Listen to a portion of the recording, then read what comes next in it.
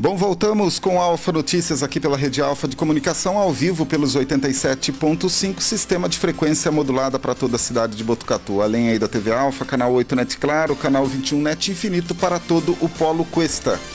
Bom, hoje temos aqui também a participação da doutora Jerusa, ela que vem falar também de um assunto importante. Hoje teremos uma nova mesa redonda, uma nova reunião falando sobre um tema muito importante, que é o Estatuto da Criança e do Adolescente. Ela já está aqui nos nossos estúdios para bater um papo com a gente. Doutora, seja bem-vinda. Bom dia, tudo bem? Obrigada, Fernando. Obrigada, doutora Júlia, pelo convite. Muito feliz de estar aqui com vocês. Bom, tema realmente muito importante, né? Essa questão do Estatuto da Criança e do Adolescente. E eu gostaria, doutora Jerusa, de começar aqui o nosso bate-papo, até para ser de uma forma bem instrutiva para a população entender, né? O que significa na prática o princípio da proteção integral que é previsto no Estatuto da Criança e do Adolescente? Esse princípio da proteção integral, ele é previsto na Constituição Federal, no seu artigo 227, que a criança é prioridade absoluta, as crianças e os adolescentes, né, em seus direitos, né, proteção, segurança, alimentação, a convivência familiar, né, então assim, todas essas necessidades principais e básicas, a criança e o adolescente têm a prioridade absoluta já prevista na Constituição Federal. Então, assim, é único, né, as crianças e adolescentes estão garantidos, né, na Constituição Federal. Então, olha a importância disso, né, a garantia de direitos dessas crianças. Uhum. Isso, de certa forma, ele é muito recente. Como que esse estatuto ele já está há algumas décadas, né? A Constituição Federal é de 1988, né? Uhum. Mas o ECA em si, ele já vem o ECA também prevê, mas a Constituição Federal é uma lei assim absoluta, que deve ser seguida, assim, como se fosse a Bíblia, tá? Então, na Constituição Federal, né, por ser a Bíblia, assim, é uma lei absoluta que a criança e o adolescente são prioridades absolutas para o Estado, para a sociedade. Eu estava até comentando isso, né, no bloco anterior, a importância que a gente tem que dar para essas demandas, né, da criança, né, desde o ventre da mãe, né, até a adolescência, o início da vida adulta. Então, a responsabilidade que o Estado deve, né, às famílias, a esse grupo, né, e eles têm direitos próprios, né. A criança não é subordinada, né? Então, isso na saúde é muito importante, né? Como impacta, né, o desenvolvimento da criança, as questões da educação, né? Então, quando a gente entende essa questão das leis, a gente começa a entender quais devem ser as prioridades ali num processo de gestão, né? Então, a criança é fundamental, né, nesse planejamento de uma gestão pública, né? Seja municipal, seja estadual, seja federal, né? E como tem sido negligenciado isso, né, doutora? Sim, é um pouco triste, né? Porque, assim, existe a lei, mas as pessoas têm que acionar a lei, né? Quer dizer, existem esses artigos de lei, mas as pessoas, né, precisam acionar a lei para que esses direitos sejam, de fato, exercidos. Então, assim, é muito triste mesmo, né? Porque tem muitos direitos, prioridade absoluta, e nem sempre é exercido, né, como prioridade absoluta, né? Então as pessoas às vezes têm que buscar os seus direitos, tanto, né, se a gente pensar, né, na área da saúde, que é a tua área, né? Então às vezes um atendimento prioritário, uma criança que tem uma deficiência, né? Então ela tem que buscar o socorro do judiciário para estar exercendo essa sua prioridade absoluta. Então, assim, é uma coisa muito triste, lamentável, porque a gente sabe principalmente que são as pessoas mais vulneráveis, que nem têm acesso às informações e muitas vezes nem sabe que poderiam estar buscando o judiciário para socorrê-las, né? Então, é algo muito triste que a gente tem que estar falando dos direitos para as pessoas possam estar exercendo de fato. Inclusive, tem um termo que os advogados muito usam, o próprio sistema jurídico usa muito, né? Que a justiça tem que ser provocada, né? Provocada a atuar. E às vezes as pessoas acompanham no dia a dia algumas situações. Todos os dias a gente noticia também situações como essas questões de abuso envolvendo crianças, né? Mas enquanto não há, a própria justiça ela não tem uma bola de cristal para detectar esse tipo de situação. Aí a população fala assim, mas a justiça não faz nada. Mas ela foi provocada? Você já chegou conversar com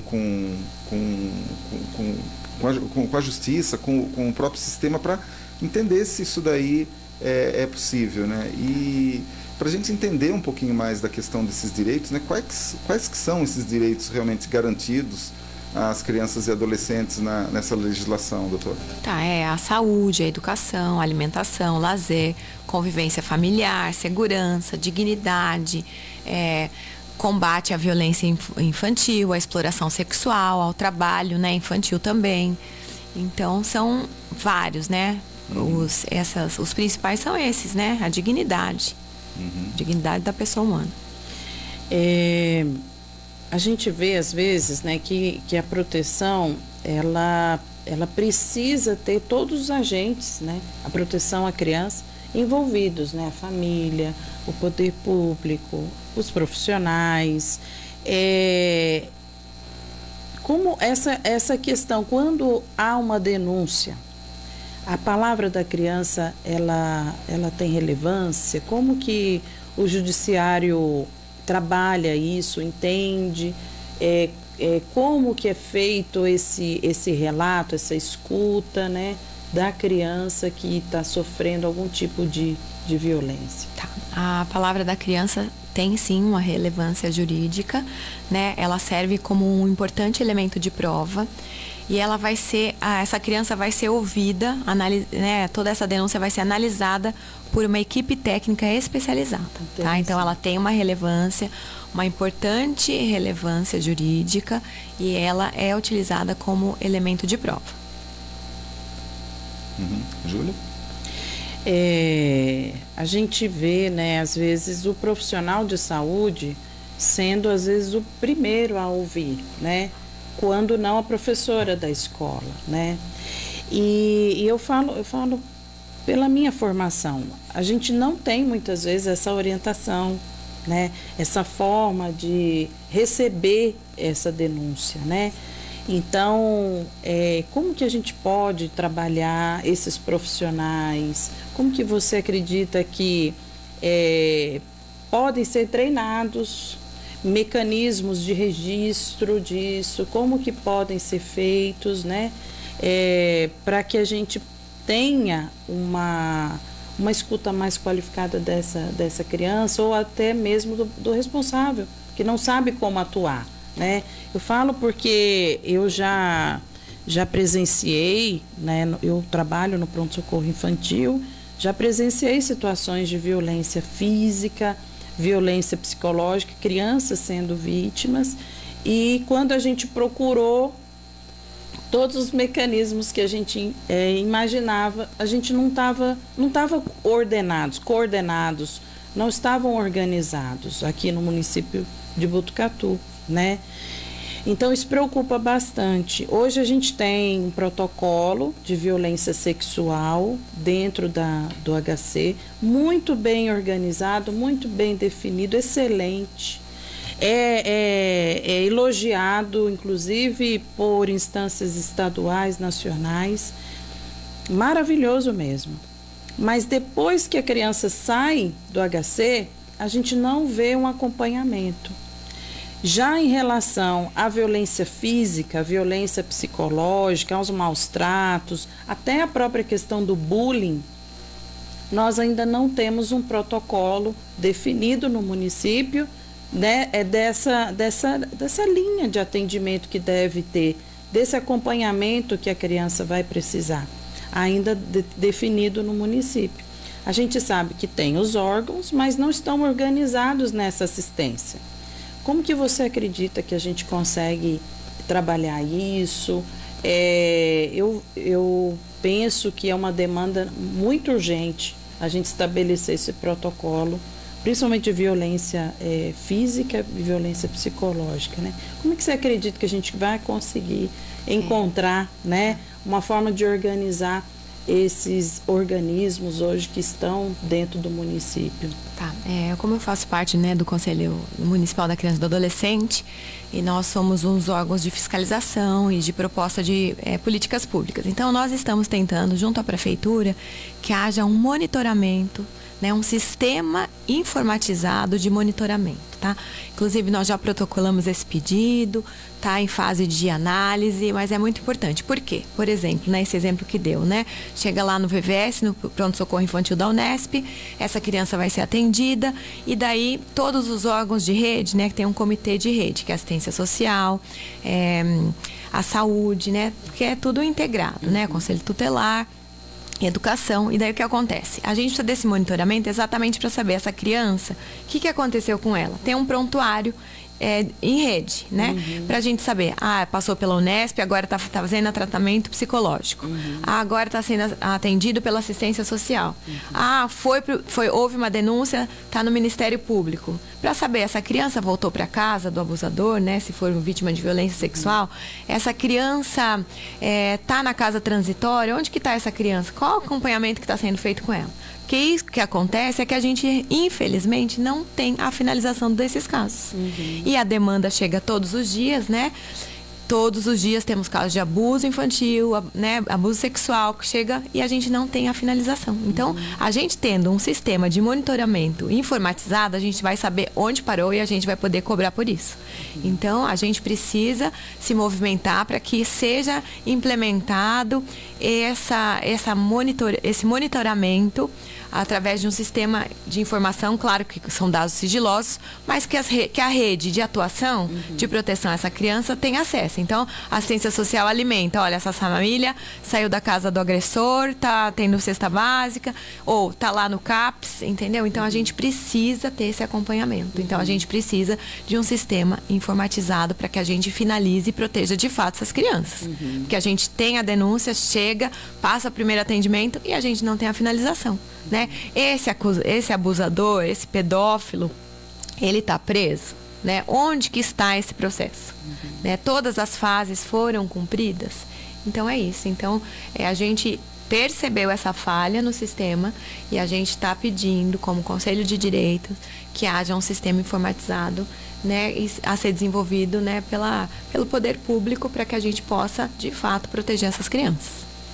Doutora, a questão também do Conselho Tutelar, ela é muito importante nesse meio, né? E quando que, na verdade, o Conselho deve ser acionado pela população? Tá, o Conselho Tutelar deve ser acionado sempre que houver suspeita ou confirmação de alguma violação de direitos para essas crianças. Sempre que, né, um vizinho fizer uma denúncia, né, de uma suspeita de maus tratos, de agressão, o Conselho Tutelar deve ser acionado, tá? Ele atua na proteção dos direitos dessas crianças e desses adolescentes. E precisa ter provas para fazer essa denúncia? Não, a simples suspeita, né, tá prevista até no ECA, não lembro agora se no artigo 14 ou 15, que fala, a suspeita as crianças e os adolescentes estão protegidos a partir de uma suspeita, tá? Não precisa do caso concreto, da efetivação, da certeza, não. A suspeita já é motivo de proteção, de acionar toda a rede de proteção. Uma outra questão também que a gente tem que levar em consideração é a questão da internet, né? Que é um campo mais complexo, mais perigoso também, né? Redes sociais, e elas acabam também impactando a segurança, o direito das crianças e dos adolescentes, né, doutora? Sim, a internet ela traz benefícios, né, como nós sabemos, mas também os riscos, né, como a exposição excessiva, o cyberbullying, o aliciamento, né, de menores, né, esse Roblox, se eu não me engano o nome, né, que daí as pessoas se passam por crianças e tentam tirar informações de fato do outro lado, que é uma criança. Então, de um lado tem uma criança e do outro lado tem um adulto querendo, né, se passar para exatamente cometer diversos crimes, né, a exploração sexual, tem os desafios perigosos, né, que as crianças, né, são submetidas, e também esse acesso a conteúdos inadequados. Principalmente em relação aos meninos, né, esse inúmero estupro coletivo, né, fala, né, outro dia eu ouvi uma juíza falando que é por conta já da pornografia infantil, esse acesso muito já precoce. Então, esses meninos, né, então normaliza, né, porque esses conteúdos pornográficos, né, às vezes uma mulher com 2, 3 homens, e daí eles não têm essa maturidade, nem discernimento, então eles querem reproduzir, porque aquilo para eles vê todo dia ali no celular, então é normal. Então, a gente tem que tomar cuidado, principalmente os pais. A doutora Júlia até, né, que é pediatra, né? Ou não? Isso. Sim. Eu fico muito preocupada porque eu vejo muito nos restaurantes aqui de Botucatu e em todos os lugares os pais dando celular para criança, às vezes menor de 1 ano. Para né? acalmar. Exatamente, né? Para acalmar. Então, às vezes na consulta médica, acredita? Sim. Você está ali fazendo a entrevista com a mãe, pegando os dados, né, a queixa. A criança está com o celular ali para ficar quietinha e a gente poder fazer a consulta, né? E muitas vezes eu falo, olha, eu vou fechar a porta, deixa ela solta, deixa ela tranquila. Às vezes eu levo um brinquedinho ali, né? Sim. Então, eu faço hoje emergência pediátrica, tá? Então, é muito presente, né? O celular. Vai comer, tá com o celular, né? Para poder ficar quietinha. Então, a gente não sabe, às vezes, o conteúdo que está sendo transmitido. Às vezes o desenho é bonitinho, é delicado, mas o conteúdo não é, né? E a gente precisa, nós como pais, tios, avós, a gente precisa estar atento a isso, né? Exato. Porque vai impactar profundamente o desenvolvimento dessa criança, né? Irritabilidade, né? Insônia. Eu fico muito preocupada porque, né? Essas crianças são, eu sempre falo que é uma folha em branco, né? Sim. Então esses pais, né? Tudo bem que a maternidade é exaustiva, né? É delicada, mas também está tendo um prejuízo tão grande, né? Para essas crianças. Molda, né? Até o comportamento, exatamente. Né? A forma daquela criança ser socializada, exatamente. né? Mexe, né? Pelo menos eu ando lendo, né? Com um estímulo raciocínio, né? Atrasa todo, né? Tem todo um comprometimento, né?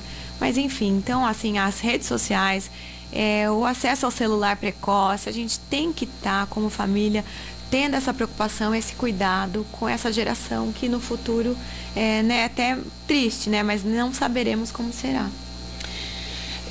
Eu fiquei, essa semana, estudei alguns casos e me impactou muito o médico quando ele falou da questão da pornografia, né? Estimulando meninos não só a serem agressores, mas também serem vítimas de agressão, né? Então, teve um caso emblemático, né, recente, 2 meninos que foram empinar pipa e foram conduzidos a uma casa e sofreram estupro coletivo, inclusive foi filmado aquilo, né? Então, a gente precisa tomar cuidado com os meninos, né? Muitas vezes, me chamou muito a atenção isso. Às vezes a gente se preocupa muito com a questão da menina, do abuso sexual da menina, mas a gente esquece que os meninos também são vítimas, né? O banheiro público, né? O perigo que isso pode ter. Então, a gente precisa tomar cuidado, né, com os meninos também, né? Não só em relação às amizades, o que vem tendo contato na internet, mas também nos lugares que eles estão ali frequentando e às vezes embaixo dos nossos olhos, né? E eles estão correndo risco, sendo vítimas, né? Então, a importância da gente perceber as alterações que as crianças apresentam quando estão sendo vítimas de algum tipo de abuso, de abandono, algum tipo de exploração, de importunação sexual. Então, é muito importante a gente destacar isso, porque às vezes os pais, às vezes os professores, às vezes um médico observa isso e precisa ser denunciado, né? Então, a alteração do comportamento, uma criança que era doce, agradável, de repente começa a ficar irritada, nervosa, responder os pais, né? Agressiva, as brincadeiras de forma agressiva, a falta de contato com outras crianças, né? Às vezes uma criança que está sempre ali procurando estar perto de adultos, exatamente. Então a gente precisa estar atento a isso, né? A gente precisa observar a questão do sono, né? Não é uma criança que dorme a noite toda, tem um sono agitado, não acorda disposta, né?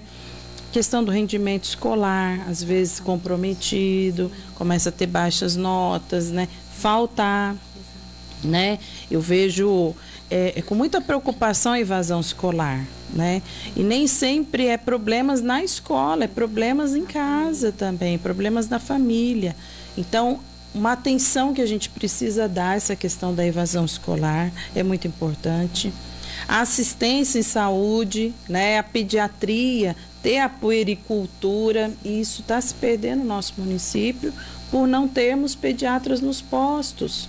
Então, esse acompanhamento do desenvolvimento da criança não é só pesar e ver como é que está a estatura, né? Esse acompanhamento periódico com o pediatra na primeira infância, na adolescência, é extremamente importante.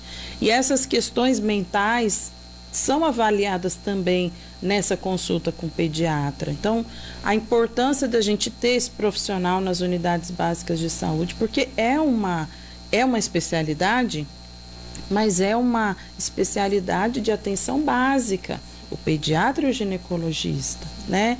E a gente não está tendo isso no nosso município. Muitos postos estão sem pediatra. E essa avaliação do desenvolvimento, essa avaliação do comportamento, o pediatra consegue fazer essa avaliação também, né? Outra questão que a gente precisa analisar é a questão alimentar. Principalmente meninas começam a fazer bulimia cada vez mais cedo, né? E às vezes não é só uma questão de aparência, né? É uma questão mesmo, às vezes mental, no sentido de que ela está sofrendo um abuso, que ela tá assim, não tem vontade de se cuidar, de aceitar o cuidado, a assistência, de se alimentar corretamente. A questão cada vez mais precoce do suicídio. A gente tem visto tentativa de suicídio em crianças no nosso município, né? A importância da gente também ter um psiquiatra nessas unidades, não para ele estar presente o tempo todo no posto, mas ter as consultas específicas com esse profissional para essa faixa etária também, né? Não só as crianças atípicas, não só as crianças que já têm um déficit, que também necessitam, mas as crianças tidas como normais, né? Essa avaliação mental, essa avaliação psicológica, também é importante a gente ter um acompanhamento. Então, é muito grave quando a gente vê uma criança vítima de abuso e que a gente viu a evolução de todas essas situações e não teve assistência no início, né? Quando se percebe que a criança está recebendo algum tipo de violação, de violência, já é tarde demais para a gente reverter, né? E quantas crianças que foram abusadas se tornam abusadores, se tornam criminosos. Então, é um processo também de proteção, de amparo no desenvolvimento desse cidadão, dessa pessoa, né? Então, a gente destaca bastante a percepção dos pais em relação a essas alterações, das equipes de saúde e também da rede de educação, né? Eu acho que devia ter um trabalho em conjunto, aproximar mais a população daquela determinada região, né? Para estar fazendo trabalhos, assim, né? Nas unidades básicas de saúde, trazendo a comunidade mais próxima, para estar, né, vendo as queixas, tendo esse trabalho mais próximo, né? Às vezes, né? Houve muito que aquelas enfermeiros, médicos, às vezes visitavam, né, muitas famílias, né? Então, precisava ter essa proximidade. E uma coisa que eu acho de extrema importância, até nós falamos na extensão universitária que está tendo na Unesp, em relação a os médicos, né? Já desde pequeno, quando aquela criancinha passa por lá, já ensinar onde não deve tocar, sabe? Para de forma preventiva, Sim. no abuso, sabe? Olha, a gente vai dar uma olhada aqui nessa parte íntima, mas só faça isso perto da mamãe e da médica. Nunca deixe ninguém sozinho ver essas partes íntimas. Porque o nosso trabalho tem que ser preventivo. Sim. Porque o que está chegando já é quando aconteceu. Então, Sim. se essas crianças souberem identificar onde não pode tocar, o que é um abuso já desde pequena, né? Porque muitas vezes começa lá um tio passando a mão de uma menininha de 6 anos, ela acha aquilo normal, porque, como eu disse, ela é uma folha em branco, ela não sabe. Então, a família tem que romper essa barreira e tem que falar onde deve tocar, onde não deve, dar a nomenclatura correta para as partes, né, íntimas do corpo. Para que a gente possa agir de forma preventiva. E essa criança, quando fizer uma denúncia, chegar na escola e falar, olha, o tio, o vô tocou na minha vagina, né? Para que todo mundo, né, nós como sociedade, nós como, né, onde a gente quer que trabalhe, a gente possa ajudar essa criança. Porque as crianças não têm vozes e nós somos a voz dessas crianças. Então, assim, é um trabalho que a gente precisa começar, né, não esperar ter lá 13, 14 anos para estar falando nisso. Então, chegou na escola, precisa ter um trabalho efetivo, na saúde, na assistência social, a gente tem que se unir para a gente combater principalmente a violência sexual. Porque, como a doutora mesmo disse, acontece 70% no lar familiar, então é subnotificado. O que acontece no interior é muito mais subnotificado, por quê? Cidade pequena. Então ela vai lá no posto falar que o parente, o padrasto... Todo mundo conhece. Exatamente, todo mundo conhece. Então a gente já tem mais essa resistência. Porque ela não vai querer se expor, né? Diferente dos grandes centros, né? Que ninguém conhece ninguém. No interior a gente tem mais essa barreira, que é de todo mundo conhecer. Eu não quero ir lá porque a enfermeira vai saber o que vão falar de mim, que às vezes que a mãe foi negligente, né? O que vai acontecer? Então a gente ainda tem mais essa barreira em cidades pequenas, por isso que a notificação também é grande. E porque é alguém da família, alguém próximo. Sim. Outra coisa que eu vi agora no Dia das Mães e me toca profundamente quando eu vejo essa brincadeira, né? Associar a mãe à chinelada, né? Os índices hoje que a gente tem de violência física à criança, a maioria deles, a agressora é a própria mãe, né? Então, é uma coisa que está cultural, né? A mãe tem um sensor no chinelo e consegue alcançar a criança, enfim.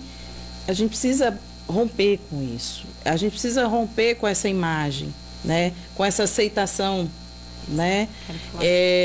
Então, hoje, é assustador a gente imaginar que a principal agressora física das crianças são as próprias mães. Sim, os maus tratos. O maior índice de maus tratos é feito pelas mães. Nós fizemos um levantamento, tivemos em mão esse relatório, até levamos na audiência pública, quando iniciamos a campanha Infâncias Protegidas.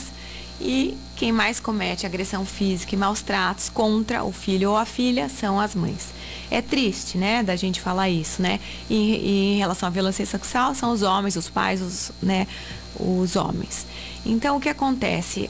Da mesma forma que antigamente as pessoas falavam em briga de marido e mulher, ninguém mete a colher, e a mulher estava apanhando dentro de casa, e a sociedade se silenciava, e agora não mais, né? Que a gente ouviu há uns 2 meses atrás, que a vizinhança ouviu uma mulher pedindo gritos de socorro, chamaram a guarda municipal, e a mulher estava trancada no banheiro com o agressor, e ela escapou da morte.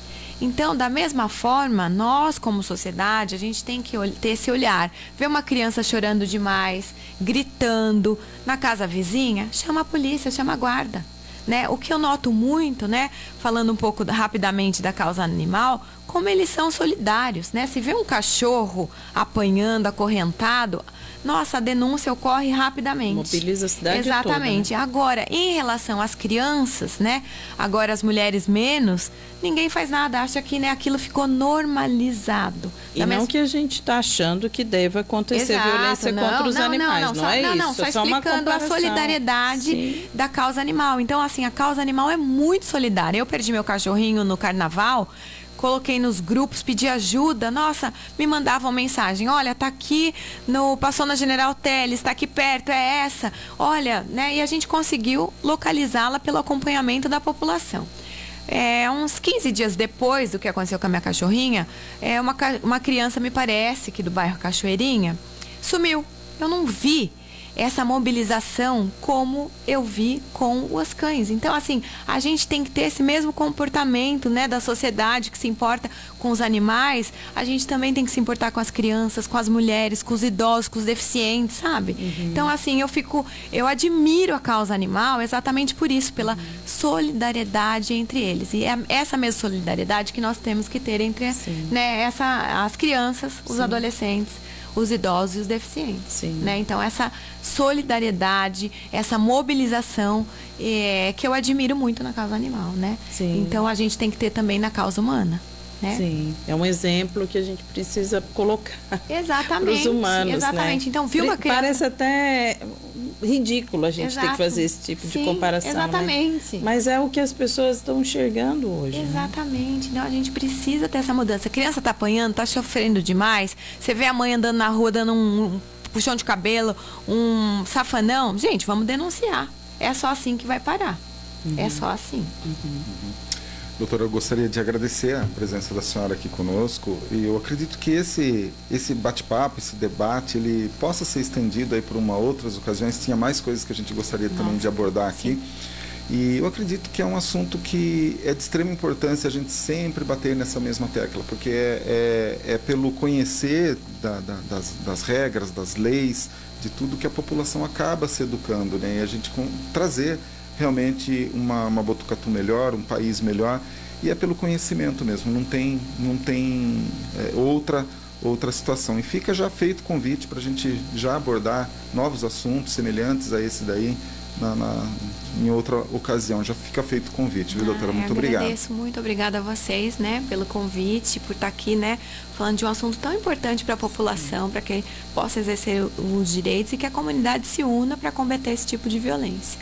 E aproveitando, né, a gente fará uma caminhada, se não chover no domingo, descendo do Corpo de Bombeiros até a Pinacoteca, mas caso chova, né, infelizmente a gente vai ter que cancelar, mas a gente precisa dessa mobilização e dessa força da sociedade. Logo que eu cheguei, eu falei para a doutora Júlia, doutora Júlia, eu defendo as crianças, os adolescentes e eu apoio as outras causas, porque a gente não consegue defender todas as causas, por isso que a gente precisa desse projetos, apoio. Né, exatamente. Então cidade, a doutora, né, trabalha na área da saúde, então ela sabe as deficiências, né? Outro trabalha na assistência social. Então a gente tem que se unir em prol coletivo e nessas causas que são importantes. Com certeza. Né? Hoje tem também, né? Agora tá começando. Exato, lá na OAB, agora vai né? ter na OAB, né? O doutor Orlando Haddad Filho vai estar dando uma palestra para os advogados sobre a proteção das crianças e dos adolescentes. Estão saindo daqui, também estou correndo para lá.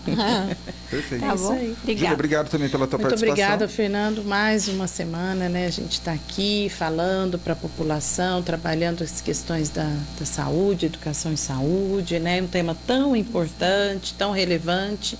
E eu espero ter você mais vezes aqui com a gente, tá bom? Obrigada por tudo. E tem a Alfa de portas abertas para todas as ações que você participar, que você liderar, que a gente sabe o seu trabalho incansável, né, nessa causa, tá bom?